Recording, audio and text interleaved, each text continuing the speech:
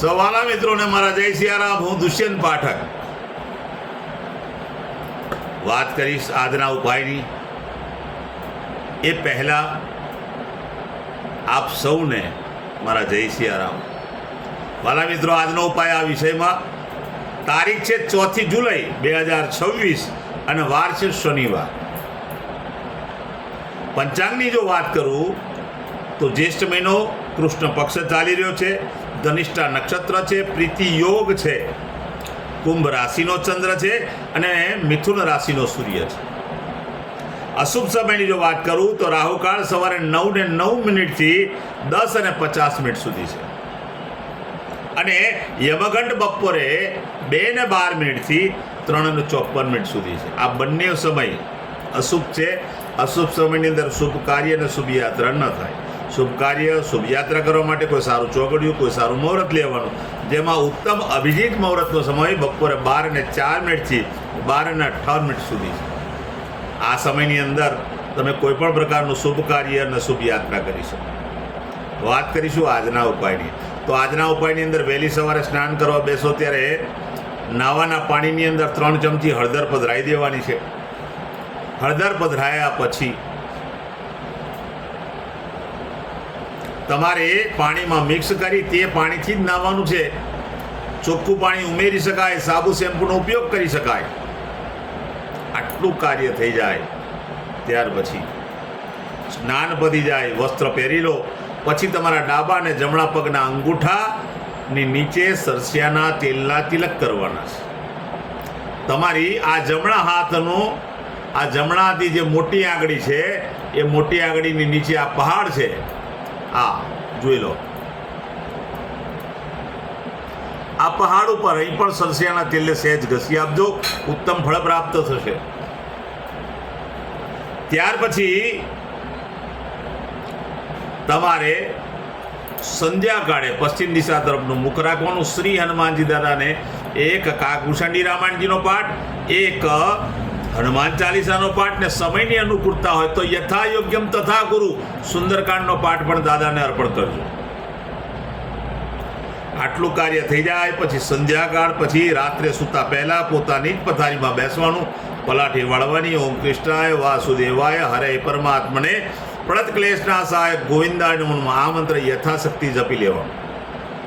આટલું કાર્ય કરશો એટલે તમારો ઉપાય પરિપૂર્ણ થઈ જશે. વાલા મિત્રો, જેમની વર્ષગાંઠ, જેમનો જન્મદિવસ 4 જુલાઈ 2026 ને શનિવારના દિવસે આવ્યો છે તેવા બધા જ વાલા મિત્રોને જન્મદિવસની શુભકામના.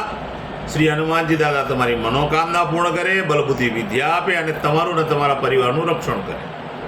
ઉપાયના ભાગરૂપે મેં કહ્યું તે પ્રમાણે સ્નાન, મેં કહ્યું તે પ્રમાણે સરસિયાના તેલના તિલક કરવાના છે. આટલું થઈ જાય પછી ગૌશાળાએ જવાનું. ગાયોની સેવા કરવાની, ગાયોની પરિક્રમા કરવાની, ગાયોને લીલું ઘાસનું દાન આપવાનું. તમારે ત્યાં ભોજન બન્યું હોય તે ભોજન પણ ગાયોને અર્પણ કરવું. આટલું કાર્ય પરિપૂર્ણ થઈ જાય પછી તમને એક વિનંતી, કોઈ જરૂરિયાતમંદ વ્યક્તિને અથવા કોઈ શ્રમિકને જો તમે છત્રીનું દાન કરશો, કારણ કે વરસાદની સિઝન શરૂ થઈ રહી છે, જો તમે એને છત્રીનું દાન કરશો ઉત્તમ ફળ પ્રાપ્ત થશે. સંધ્યાકાળે ચણાના લોટમાં બનેલું ફરસાણ નાના બાળકોને, શ્રમિકોને, જરૂરિયાતમંદ લોકોને, વડીલોને તમે ભેટ સ્વરૂપે આપજો તો પણ ઉત્તમ પરિણામ પ્રાપ્ત થશે. જેમની મેરેજ એનિવર્સરી 4 જુલાઈ 2026 શનિવારના દિવસે છે તેવા બધા જ વાલા મિત્રોએ સવારે સ્નાન કરવાનું, વડીલોના ચરણ સ્પર્શ કરવાના અને એટલું કર્યા પછી પોતાની જ માતાને કોઈને કોઈ ભેટ આપવાની. ત્યાર પછી ગૌશાળાએ જવાનું, ગાયોની પરિક્રમા કરવાની, ગાયોની સેવા કરવાની, ગાયોને લીલું ઘાસનું દાન આપવાનું. ત્યાર પછી ગાયોને પોતાના ઘરે જે ભોજન બન્યું તે ભોજન પણ અર્પણ કરવાનું. ગાયોના આશીર્વાદ લેવાના. ત્યાર પછી કોઈ પણ વૃદ્ધાશ્રમમાં, અનાથાશ્રમમાં, વિધવા આશ્રમમાં જરૂરિયાતમંદ લોકોને, ગરીબોને, શ્રમિકોને તમે ભરપેટ સીધું આપજો, આખું સીધું. સાથે સાથે કોઈ પણ વડીલને અથવા કોઈ પણ સ્ત્રીને જો ભૂરા વસ્ત્રનું દાન કરશો તો પણ ઉત્તમ ફળ પ્રાપ્ત થશે. તમે એને ચપ્પલ લઈને આપશો, કોઈની પાસે ચપ્પલની વ્યવસ્થા ના હોય, તમે ચપ્પલ આપશો તો પણ ઉત્તમ પરિણામ પ્રાપ્ત થશે. આ તો આજનો ભાઈ. મારા બધા જ વિડીયો યુટ્યુબ પર હોય છે. મારી યુટ્યુબની ચેનલનું નામ છે દુષ્યંત પાઠક. મારી ચેનલને સબસ્ક્રાઈબ કરજો, બેલ આઇકન અવશ્ય દબાવજો. પ્રાર્થના કરું છું, કારણ કે હું નિયમિત એક વિડીયો મૂકું છું અને એ વિડીયો જો તમે બેલ આઇકન દબાયેલો હશે તો તરત જ તમારા મોબાઈલ પર નોટિફિકેશન આવશે અને તમે એ વિડીયો જોઈ શકશો. એટલે પ્રાર્થના કરું છું, મારી ચેનલને સબસ્ક્રાઈબ કરો, બેલ આઇકન દબાવો. મારું ઇન્સ્ટાગ્રામ, મારું ફેસબુકનું પેજ, એનું નામ પણ દુષ્યંત પાઠક છે. મારા પેજને ફોલો કરજો, લાઈક કરજો અને પ્રાર્થના કરું છું કે મારા બધા વિડીયોને શેર કરજો. કોઈ સંઘર્ષમાં ફસાયેલા વ્યક્તિને, કોઈ દુઃખ અને પીડા, ચિંતામાં ફસાયેલા વ્યક્તિ સુધી આ વિડીયો પહોંચી જશે અને ભગવાનની કૃપાથી એના પર પ્રેરણા થશે, એ ઉપાય કરશે નિયમિત, તો ભગવાન એના પર પણ કૃપા કરશે. એટલે પ્રાર્થના કરું છું બે હાથ જોડીને કે મારા વિડીયોને શેર કરજો.